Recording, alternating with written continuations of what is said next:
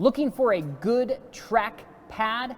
These are the DBA XP650 Brake Pads.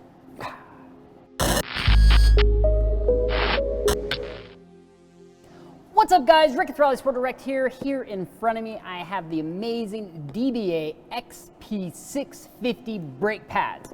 I've got the box right here. Let's go ahead and open these up. And these are incredibly well packaged. So of course, right on top, you have a little, well, there we go. You got a little sticker, XP650, and then a little brochure as well going over their different pads that they have available.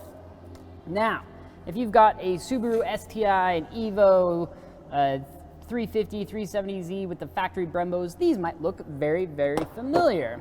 But these are the pads right here. Now, what makes these pads so special? Well, the fact that they are called 650 means that they can handle 650 degrees Celsius of temperature.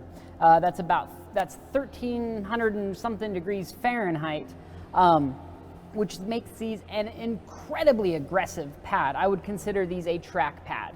Now they're not gonna be like a hardcore track pad, but these would be either like an incredibly aggressive street pad, like you really have to drive incredibly hard to get these in their prime operating range, or you go out to the track very, very often. Like if you had a weekend warrior type car that you drove every once in a while on the street, but you mainly drive it on the track, something like this would be really good for you.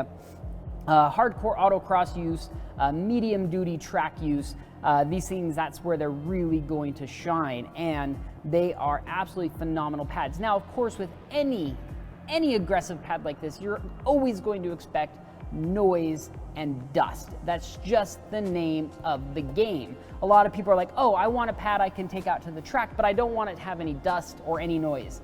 Good luck. It's just, there's no such thing as a pad that can handle track use and not be dusty or not be noisy. I'm sorry, but that's just the way it is. But if you don't mind a little bit of dust and noise and you do take your car to the track, these things are gonna be freaking awesome. With an initial temperature of 150 degrees, you are really gonna have to put some heat into them before they really start stopping. So I would recommend, if you've got these installed, do a warm-up lap, take it easy on the brakes, let some heat build into them, and these things are going to be able to stop time and time and time again without overheating or fading, and that's really what they're designed for.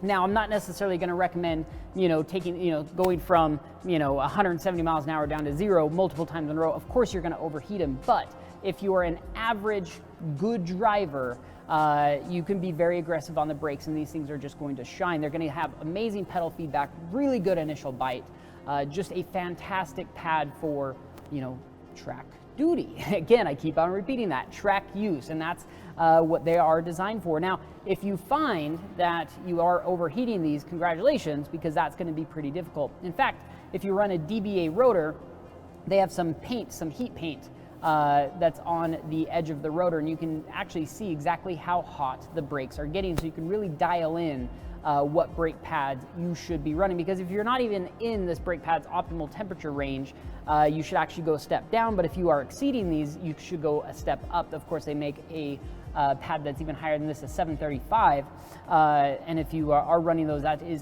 pretty much a hardcore track only type pad. These could be run on the street, but you really have to generate some heat into them. I'd recommend them for like summer only, and using precaution, maybe like that first stop you come to. Just be aware, they're going to be a little bit slippery right at first until some heat gets generated into them, but really, truly a fantastic brake pad. Check it out. That's all the time we've got for you today. Thanks for checking out what's in the box. See you guys next time.